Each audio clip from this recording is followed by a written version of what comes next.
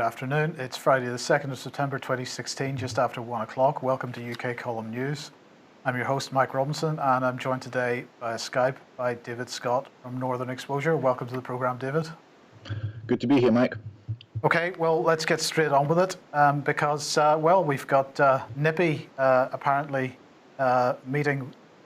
Who's this she's meeting? Obviously a German of some kind, but who is she meeting?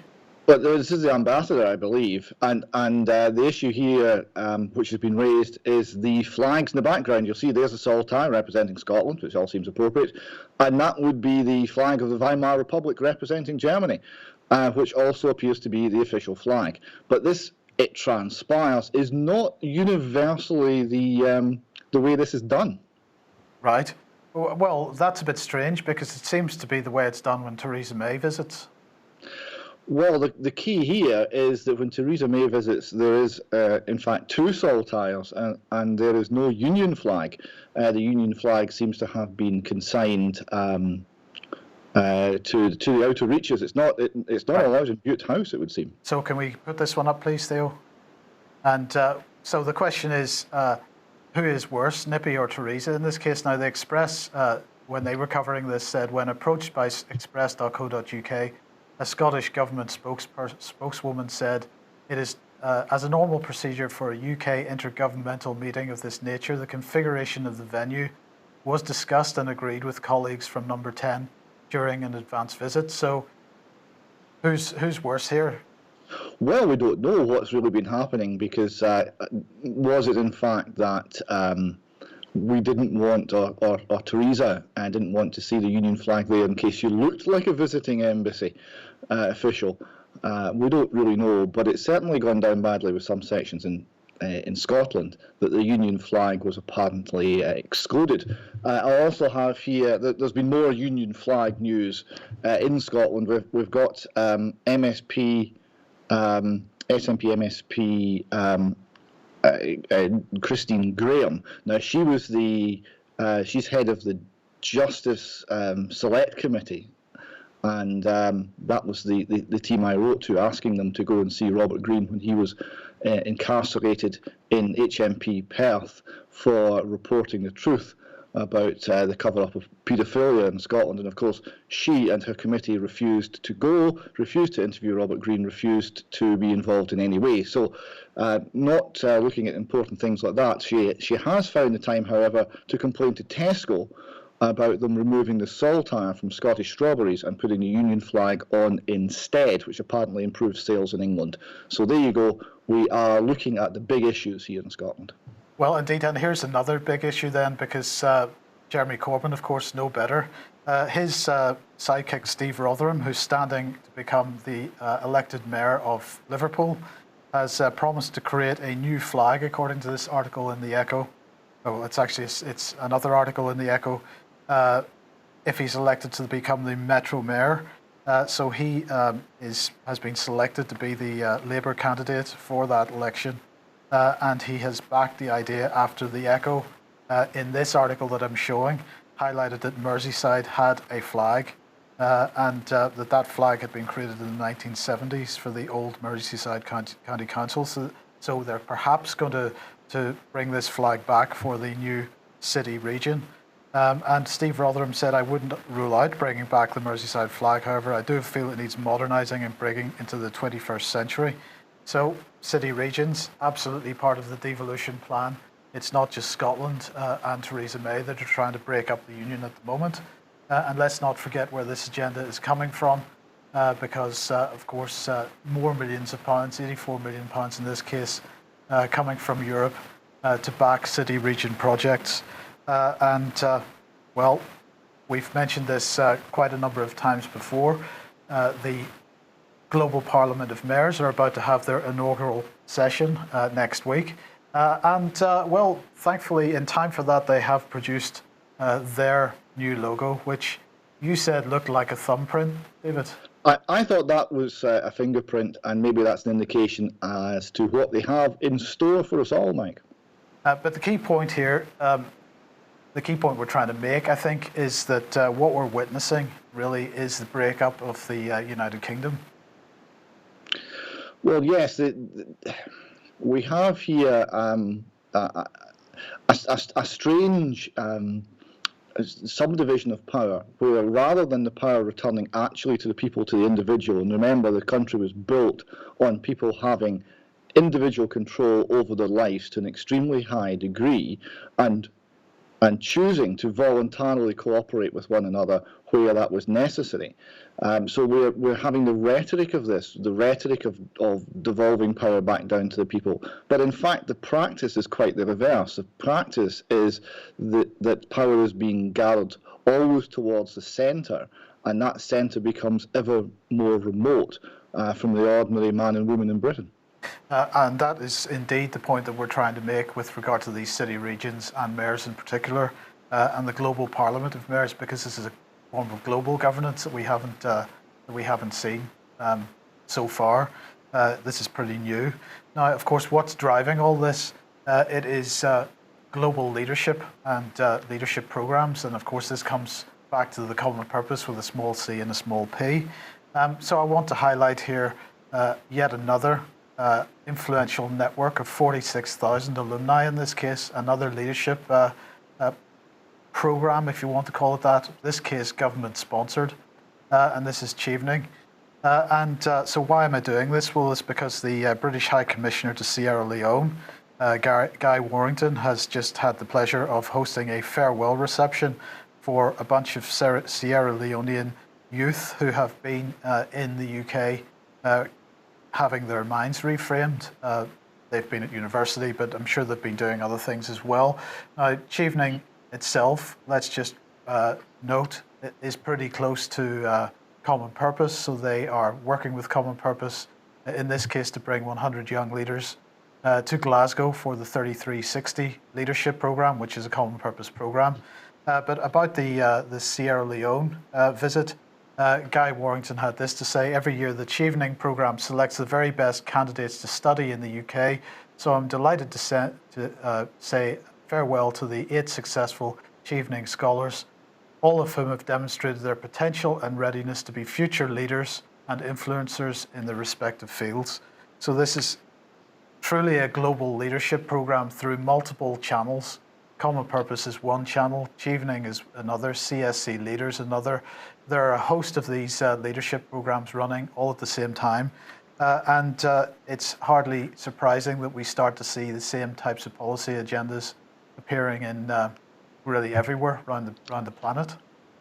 So this would be a Rhodes Scholarship type approach, the Milner Group, and influencing policy by changing the way that future leaders think, but applied now to Africa as well as to Great Britain, United States, and the Commonwealth. That's absolutely right, and Asia as well, because Common Purpose absolutely working very hard in Southeast Asia at the moment. But they love Asia, yes. Absolutely, but it's not just the actual leadership training itself that's the important part. It's the networks that are being built under the auspices of leadership training. So these alumni programs, and of course, all you have to do is it's quite all you have to do is pick up the phone to your fellow alumni if you need some help. Yes, so there's informal networks. Now, we've obviously had this before with the Milner Group, and that was a large part of how we stumbled into the First World War as a nation, and in fact as a continent. Secret behind the deals, behind the scenes deals, secret arrangements, and secret channels of communication do not make for transparent government, Mike. No, indeed. Okay, well, let's move on to Scottish news. British Transport Police, according to the BBC here in Scotland, are be given tasers. They're going to start carrying tasers in a bid, they say, to increase security on the network. The British Transport Police have said that this is a proportionate response in the face of a mounting terrorism threat. David, clearly Scotland has a major terrorism problem. Well, this is the question. I mean, the mounting terrorism threat, where? The mounting terrorism threat is, I understand as a piece of rhetoric, I understand as an excuse to make us all less free, and understand as a reason to have more and more armed police roaming around the country. I understand what the state gets from it.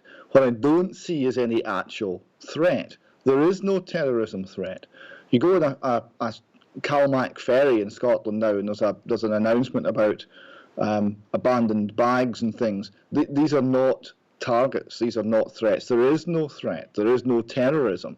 But there are plenty of arms being added to our police, and our wise overlords are taking ever greater personal precautions. But there's no threat. So what we've got here is not a threat, but rather a narrative. Well, I mean, I'm sorry, David, I have to disagree with you, because this story here is telling me that councillors in East Lothian are believed to be the first in Scotland to be equipped with satellite-tracked panic buttons following the death of Joe Cox. Yes, well, East Lothian seems to be somehow the centre of the New World Order, as far as I can tell, because this is the same team that brought you guidance as to how to spy, how to get local authority officials to spy on the residents using Facebook and social media and such like. So there seems to be a lot of things going on in East Lothian. I particularly enjoyed this one, though. You'll appreciate this. Councillor Stuart Curry, leader of the council's SNP opposition, said the move was important for, quote, peace of mind. He said, I hold my surgeries in a busy place, but others are in rural locations, often on their own. We would not expect council staff to go on their own to meetings, and it is right that we take the same preventative measures for councillors. So can you imagine the horror, can you imagine the terror, Mike, of having to go to a meeting on your own? Well, indeed. And I mean, so where's this taking us, David? Is it getting to the point where we are going to, if we want to have any interaction with an MP or a councillor, we're going to have to enter a room, which would be have an armed guard standing there, perhaps? Well, it's sending certain messages, isn't it? It's certainly sending a message to the councillors. Don't trust the people. The people are the threat. It's us and them. It's bunker mentality, isn't it? I mean, it is really bunker mentality writ large. And it's sending a message to the people that you are dangerous, we do not trust you. It's a very, very strange situation. We managed to get by quite happily in this country for 1,000 years without this degree of security separating our elected representatives from the ordinary man and woman in the street. I don't see any reason at all why this should be introduced now. But just a final point on this then. This seems to reflect a major constitutional change, because of course behind this is the presumption of guilt. Yes, you are increasingly guilty until proven innocent.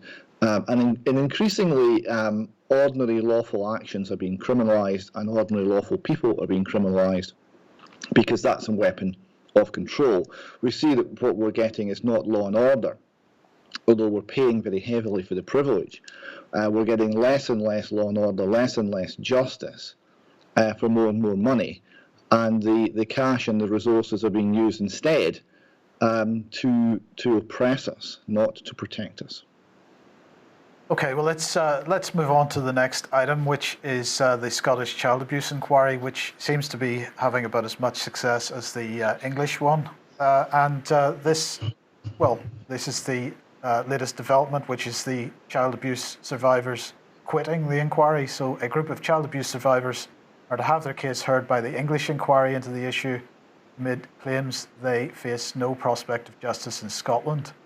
I would have to say, disastrous though the English child sexual abuse inquiry is, it is a paragon of well-run efficiency compared to the Scottish one. The Scottish one is simply hideous. We've had 2 of the 3 leading people resign, citing Scottish government interference. We've had no explanation or means of addressing this from the Scottish government. And now we've had one of the survivor groups again, and this is becoming a pattern. What happens in Scotland if you find yourself unable to get justice? You have to flee to England. So we're 9 years or something into an SNP administration, and increasingly we're seeing a flow south looking for justice. That is not a good sign, Mike, not a good sign at all. We had to go to London with the No to Name Person campaign because the Scottish courts could not spot blatant fascism when it was staring them in the face. They could not spot the overarching overreach of the state involving themselves in the minutiae of family life for every family in Scotland. They gave it a pass in the Scottish courts. It had to go down to the Supreme Court in London to get anything approaching justice. And here we see this again. We see survivors of child sexual abuse having campaigned for years to get an inquiry in Scotland, only to find that inquiry is so compromised, is such a shambles, is so influenced by government and other conflicted views that they're having to quit and go to England to try and get some justice. It's a sad day for Scottish justice. Well, this is an interesting point because I think this morning YouGov released the results of a poll suggesting that, saying basically that there is no desire whatsoever for second referendum on Scottish independence. Is that then a reflection of a recognition within the Scottish population that independence would actually result in something pretty negative to their well-being? Yes, I think that's exactly what's been picked up by the Scottish population, and increasingly so. This is, you may have missed it, but this is the first day of the SNP's Summer of Love campaign to persuade us all to vote for independence in a year or two. Now, this has been trailed as an appeal to no voters to persuade them and to listen to their concerns, blah, blah, blah. You also note that it's a little bit late as a Summer of Love because we're now entering the autumn, but that's because there's been a whole series of catastrophic embarrassments for the SNP all through the summer, so they couldn't actually launch this campaign before now.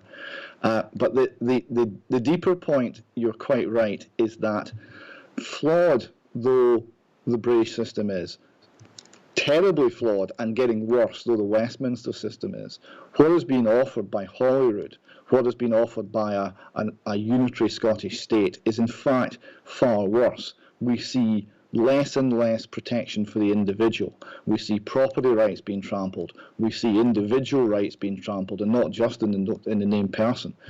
We see corruption and cronyism as the state assembles into one superorganism, and we see no questions being answered, no economic literacy in sight.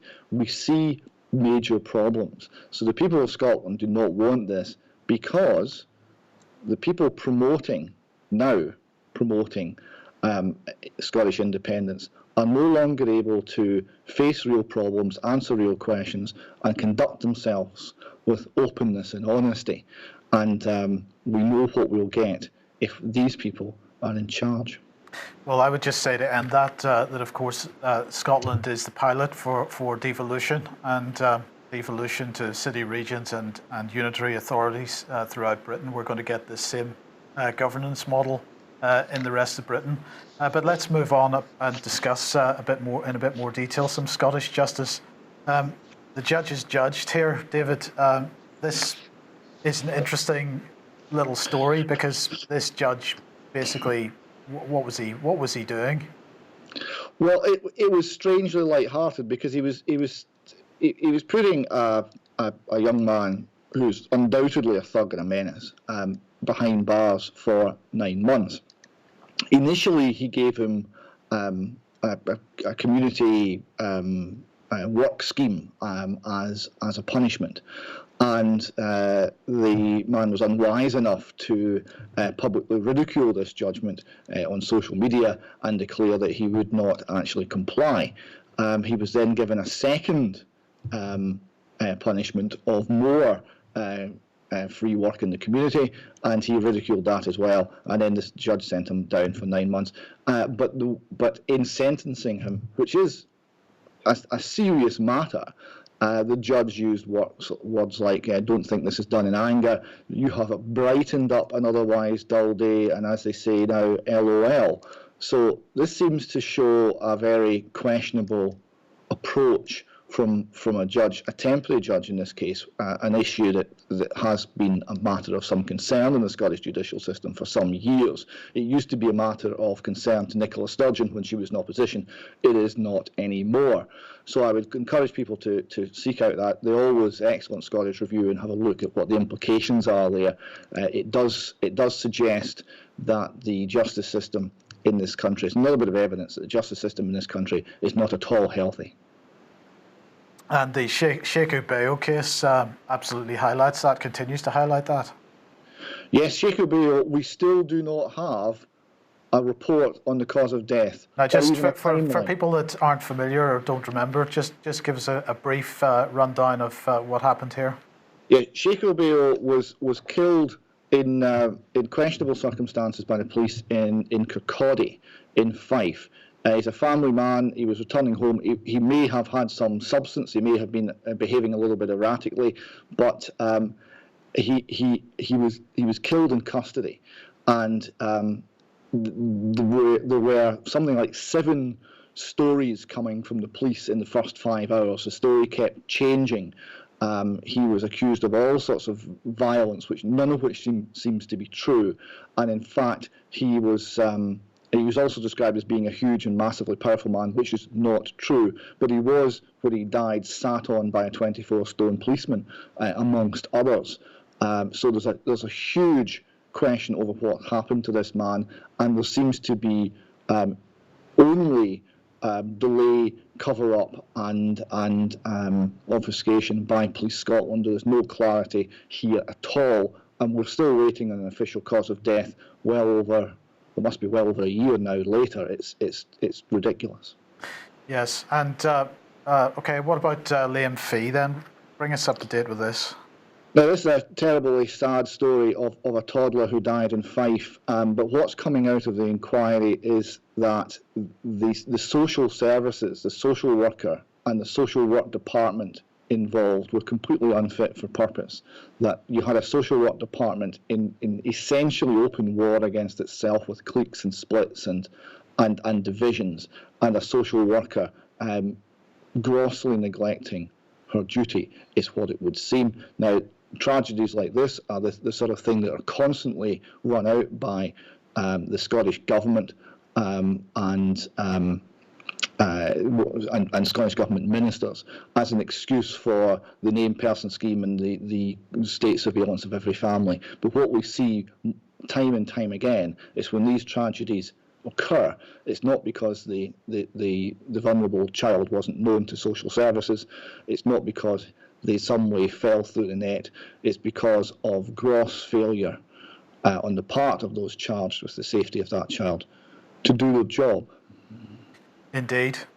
Now we've been discussing Scottish justice. Let's move on to Irish justice, which will lead us into the Docherty case. Now you wanted to highlight Integrity Ireland, which seems like a pretty interesting organisation, and they have been highlighting some of the issues with Irish justice. So let's just run a few of them. Run through a few of them. Summonses being issued 4 months past the statutory time limits. Summonses being hand-delivered by Gardaí, which is the Irish police, to a home address, intimidating, basically.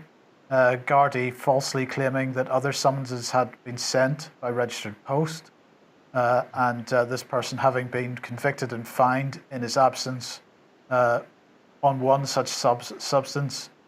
He lodged a circuit court appeal, which he won, because the Garda would not produce any records or proofs, and so it goes on.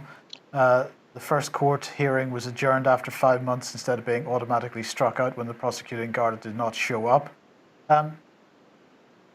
Corruption of an incredible level within the Irish justice system.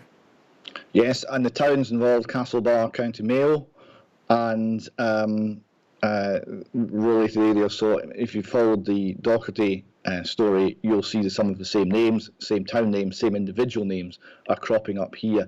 It's very encouraging to see this organisation in Ireland fighting back, because this is an outline of a court case that they are taking out in the Irish courts against the organisations and individuals who have been subverting the rule of law in Ireland.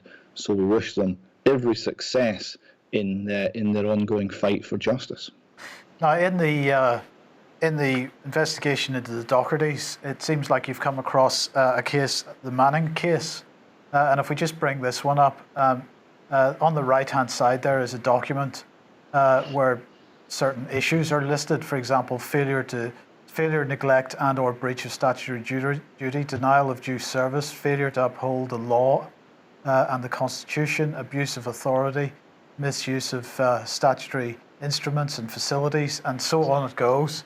And this is quite a long document, but within that document, a name appears, and that name is Mary Malee.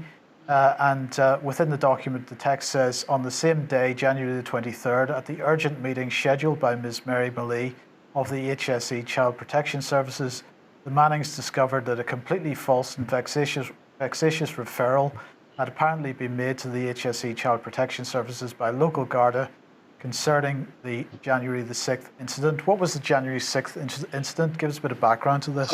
This is relating, believe it or not, to Achill Island and the local football club in Achill Island. Now, Achill Island was the second place in Ireland that the Dochertys sought to base themselves while they appealed for some justice in Scotland.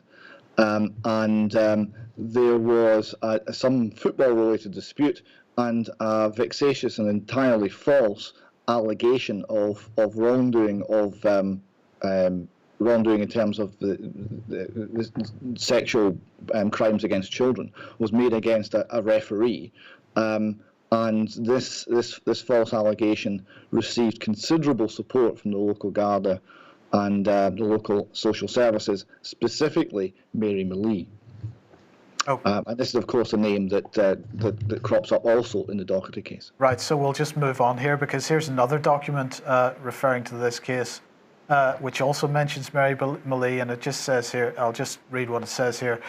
Mary Malee, the HSE Child Protection Officer, and this is now, Child Protection is now called Tulsa, who apparently exonerated George Collins without carrying out any investigation whatsoever or contacting any witnesses, is the same individual who subjected the Manning family to a robust investigation based on some of the anonymous lies posted on the internet by George and Paul Collins in 2010.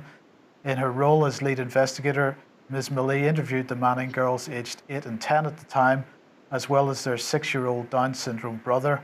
Without the parents being present, Ms. Malee tried to solicit damaging comments from the children about their father, but was unable to do so. The Manning parents were 100% exonerated of any suspicion or wrongdoing, and the case was closed. Mary Malee would surface again in January 2013 when she was appointed again to investigate Stephen Manning on charges reportedly lodged by the local Garda Chief Superintendent that Stephen had locked his children in the house unsupervised for 3 days. This vexatious referral arose out of an incident when Paul Collins, the criminal brother of George Collins, visited the Manning home incognito in January 2013, along with a Garda escort, and proceeded to intimidate and frighten the Manning girls. When Mr. Manning contacted the Chief Superintendent for an appointment to discuss matters, the vexatious referral was made to Tulsa, which is Child Protection Services. So there seems to be a fair amount of police-supported intimidation going on here, and supported indeed by Mary Malee. And yes, and a huge amount of common ground with the Docherty case. What we have here is vexatious reports. We have the Child Protection Services being targeted onto certain individuals who are innocent, with other concerns being ignored. We have what would appear to be conspiracy between elements in the Garda and elements within Tulsa to target certain individuals. And we have a complete disregard for the rule of law. And at the centre of it all, we have Mary Malee. Okay, indeed, and here we are, Mary Malee. This is what Brian Docherty had to say about her. And Ms. Malee repeatedly committed perjury against my family during our court hearing. She said a great many things which were completely untrue, from petty details to potentially destructive, shameful lies. The only reason why a social worker as ambitious as she would attack an innocent family so viciously and illegally is if she had been instructed to do so by someone very senior in the organisation. She had clearly been given carte blanche to achieve this in any way she could. Not only did Malee continuously lie, she was also wickedly deceitful in passing on information to the judge which Malee knew to be untrue and had assured us would not be given to the judge. So what more do you need to say? We are also hearing, Mike, that elements in the Irish government are trying to pin everything. Now, clearly, what Brian's saying there is that Mary Malee will have been instructed to behave in this way. But there's elements in the Irish government that are trying to pin the whole Docherty situation on Mary Malee in order to exonerate themselves. So I would suggest that, as they say in Scotland, Mary Malee's coat might be on a sugary peg these days. Okay, and so the next thing, you want people to start taking a bit of action and basically writing to various organisations. Just before we get to that, okay. the reason it prompted this is what we have is a letter that came in to the Dochertys from TUSLA, the Child Protection Agency. It refers to a recent court hearing that the Dochertys didn't know was happening. District Court Judge Alan Mitchell, that's another name that crops up in those documents we've just been seeing from Integrity Ireland, directed the Child and Family Agency, TUSLA, to write to the Dochertys outlining the conditions you're required to satisfy for reunification to be considered. So in order for TUSLA even to consider reuniting the Dochertys with their children, and bearing in mind there are no allegations whatsoever of any sort against this family, this is what TUSLA are looking for: a complete psychiatric assessment, a complete psychological assessment, attending a meeting with social worker Sinead Deeney and team leader Elise Crawford Quayle, agree a plan of supervision for access going forward with the CFA, so supervised access, provide the CFA with details of where you are living and supply current contact details, agree to a family welfare conference taking place, agree to a parenting capacity assessment. So all of these requirements only for TUSLA to then consider whether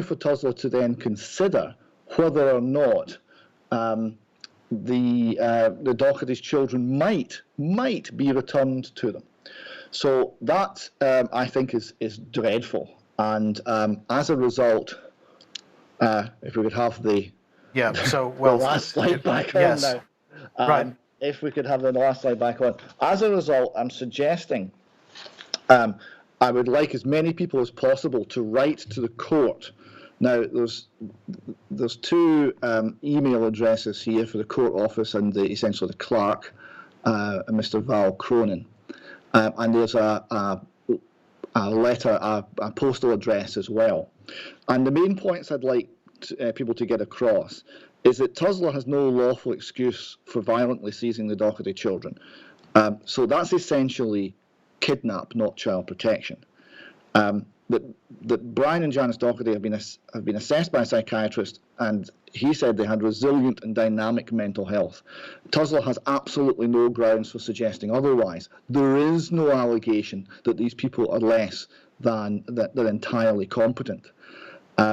The Guardian ad litem, Patricia Maloney, stated that, quote, "From my own perspective, as a children's guardian ad litem, I can assure you that I believe and have informed the court that you have 4 wonderful children whose presentation and abilities, sensitivity and care for one another is a testament to you both and to the love in which you have provided to each of them."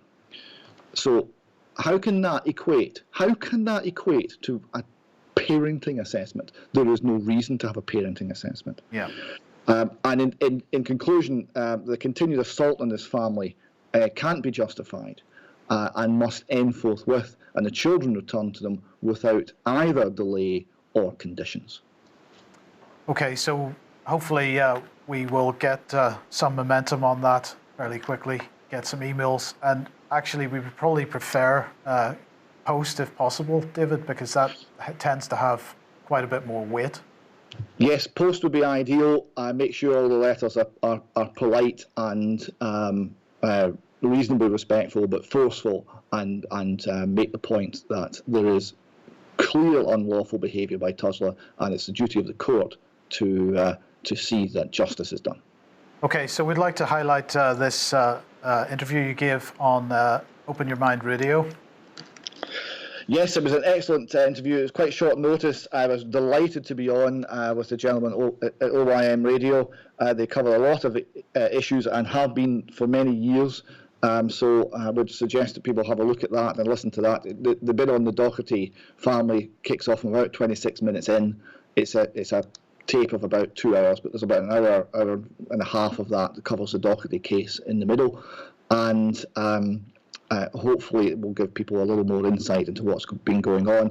And I would like to thank very much the people at OYM Radio for highlighting this case. Okay, so if you just put that back up again, the address is oymradio.com, and you can find the show archives from there, and look for David Scott. And what day was that, David? The 28th of August? It's Sunday, yeah. Yeah, Sunday. Yeah, okay. Okay, let's move on to a related story then. Shaun Ritchie, and his clothes have been found apparently, but nobody knows where he is. Yes, many thanks to the member of the Docherty team that spotted this. I think I'd heard it at the time. This happened in 2014, but it didn't mean much to me back then. And what happened was this young man disappeared. He was 21 years of age. He disappeared on Halloween 2014. Now, 2014 was the year that the Dochertys had to flee to Ireland in September. So less than 2 months later, this happened, and it happened only 6 miles from where the Dochertys were living, so it's very much the same part of the world. He disappeared from a Halloween party in questionable circumstances. People were running, people seemed to be frightened. There wasn't any clear explanation as to what that meant. There was a huge police search of the immediately surrounding area, looking in drainage ditches and bogland and this sort of thing for someone who might have stumbled and got lost. Nothing was found of him, but his clothes, or most of his clothes, were in fact found. So explanations that he might have wandered off looking for shelter do seem strange if he left his clothing behind. It's very, very concerning. His father, as you see here, is convinced that his son is dead and he'll never see them again, and I think that's the general view within the family as far as we can tell from what's in the press. Yeah, can we just put that one up, please, Theo? Go ahead, David. Recent events have been quite strange because the police have actually charged someone, and the person they've charged is this young man's mother, and they've charged her with wasting police time. So after 2 years of her son disappearing, she's not letting the matter drop, as you wouldn't as a mother, and she's just been charged with wasting police time. The allegation is that some of Shaun's friends received a text message, anonymous text message, to say that the texter had information and confirming that Shaun had been murdered. The police are saying that those text messages actually originated with Shaun's mother and have charged her with wasting police time. A quite extraordinary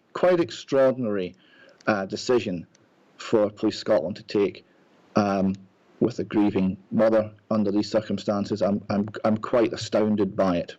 Now, just to illustrate how close this is to Crimmingate, where the Dochertys lived, here's a map. That is 6 miles. The left-hand circle is the search area that the police initiated when Shaun Ritchie disappeared, and that was the centre of that is where the party was that he disappeared from. And the right-hand circle is the Crimmingate estate where the Dochertys lived and were approached by a paedophile offering them £25,000 for access to their son. Now, there are other links between these two cases I've just discovered having sent this information to the Dochertys, but I'd like to leave that a week or two, and we're trying to get in touch with with Shaun Ritchie's family and let them know what we know first. Rather than put it out into the public, as it might be somewhat of a shock to them. Okay, so we will keep people posted on this case as well. Okay, let's move on then to other issues. Israel's role in Syria, David. This is becoming increasingly clear. Yes, it is. We are seeing the continual encouragement of certain terrorist groups by Israel. We're seeing wounded fighters in quite large numbers treated in northern Israeli hospitals. But it seems to be more than humanitarian aid. It seems to be general aid and association. And the view here is that Israel very much sees the Assad regime and a united Syria as a threat, as an alternative power base, and is seeking to disrupt that country, divided into 3 cantons, one being Kurdish, one being Sunni, one being Shia, so that it can form no competing power base to Israel. And that seems to be the political moves that are afoot. So, as we've discussed many times before, Western governments, our own and the United States and France foremost amongst them, have got a lot of questions to answer and a lot of involvement in destabilizing this regime, because what we're facing here is not a civil war, but rather externally motivated and funded terrorists seeking to destabilize a country. But we're also seeing that part of that is also the role of Israel in this. Absolutely, and we must bring the Independent in here because, of course, they're promoting this. And the first paragraph of this article, first of all, the Independent calls it a civil war in the headline, and Assad regime accuses Israel of being Al-Qaeda's air force, but that's the headline. Then the first paragraph, it begins: Putin is the big Satan, Assad is the little Satan, Israel is now a friend, they help us. And that was a declaration made by Allah, who is clearly identified in the article as being a terrorist, or at least, well, perhaps the Independent doesn't go as far as to call him a terrorist, but certainly an opposition fighter. So let's call him a terrorist because that's what he is. Yes, indeed. So we're seeing the terrorists themselves are quite clear who their friends are, and one of them is the State of Israel. Now, you'll appreciate that it's been long as Israeli policy to build a buffer zone around their country, a buffer zone of controlled and vassal states and subdivided states, so that they have a defensible perimeter. And this again seems to be an extension of that policy. But of course, it's the people of Syria who are bleeding and dying because of it. Okay, well, just before we leave Israel then, you wanted to highlight this article from Haaretz, Israel police chief, and his comment being, it's natural for officers to be more suspicious of Ethiopians. Yes, it's worth just noting that people view Israel as some sort of monolithic country. It's anything but. People looking from outside might think it's one group. In fact, it's an extraordinarily internally divided country. To a degree that coming from Britain is very, very surprising. As you will remember, the airlift from Ethiopia during the famine moved the black Jewish tribe from there and brought them to Israel. These people are suffering very considerably from prejudice against them because of their ethnic origin within Israel. So it's just worth noting that these divisions exist and these problems exist the world over, including in the State of Israel. Okay. Moving on then to financial news. The Department of Work and Pensions today decided it would be great to tweet out this little graphic here. 5 things you should be doing now to save for retirement, and it linked to a nice little blog post that they had produced. And I thought we'd have a brief look, because we're running out of time, of the 5 things that we should all be doing to save for retirement. So here's number 1. Think about when you're planning to retire. Now, of course, when we're planning to retire bears no relationship to when we're actually going to retire. But they say here, reaching state pension age means you can claim the state pension. Don't worry about the fact that they don't say this, but don't worry about the fact that there's a £5 trillion black hole there. But you can claim the state pension anyway. You may not get it. Number 2, then, plan for the lifestyle that you want in retirement. Well, there ain't going to be any money, so you're not going to get much of a lifestyle. But let's go on. Number 3, stay enrolled in your workplace pension. Well, we know from BHS and the total decimation, well, in fact, the removal completely of any final salary pension schemes that really workplace pensions aren't worth the paper they're written on anymore. But stay enrolled anyway. Number 4, track down your lost pensions. So the average person, they say, will have 11 jobs during their working life. So it's pretty easy to track past pension schemes. So they help to track those down. And finally, decide what to do with your pension savings. Well, there's a very simple response to this, David, and that is what pension savings? Because here's the Independent today highlighting the fact that UK pension deficits have gone up by £100 billion in a single month last month. So pension deficits at UK firms spiraled by £100 billion over the last month as new record low interest rates dragged down expected returns on investments. Pension funds now own assets worth £710 billion less than the amount that they have to pay out to workers on retirement. So what this is saying quite clearly is, I've been highlighting the £5 trillion black hole in obligations for the state and public pension schemes run by the government, and what they're saying is there's now a £710 billion shortfall in private pensions, and this is according to PricewaterhouseCoopers. I don't know exactly what age you are, David, but I'm heading towards my late 40s, so I don't think I'm going to get to retire. Well, I'm slightly older than you, I will confess, Mike, and I'm absolutely convinced that I will never get to retire. I think realistically, probably 12 months of ill health in the last year of your life, you might be able to take it a little bit easy. Apart from that, we're going to have to work. Right? There is not going to be the retirement that the previous generation knew because of zero interest rate policy, because of the black hole, because of the entirely fraudulent nature of the entire financial system. It will not be there. So our advice is quite different. Don't plan on any of these paper assets actually delivering. Plan on being able to keep on living and keep on working for the whole of your life, because any leisure time you get at the end after that will be a bonus. Indeed. Okay. Thank you very much for that. We're going to leave it there. Thanks, David, for joining us. Any final comments just before we go? I would only suggest that people keep an eye on the Docherty files over the weekend. We'll be having the matter we talked about last week, which is who framed Sam Buchan. We'll be having that article put up, and we do have an answer to that. We're just waiting on confirmation, but we do have an answer to the question, who framed Sam Buchan. And we'll also have a video interview with the Dochertys themselves going up there.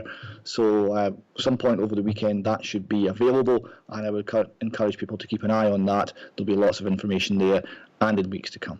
Okay. Now, just before we leave for the day and for the weekend, the British Constitution Group has announced their autumn conference, which is going to be the 19th of November in Winchester. Just after, if you're on the live stream on the UK Column website or on YouTube, just after this programme, we'll be playing out a short promotional video for that. Please watch and do get along if you possibly can. And no doubt we'll be hearing from Justin Walker on this programme probably next week at some point. Thanks for joining us. We will be back as usual on Monday at 1 p.m. Have a good weekend. Bye-bye.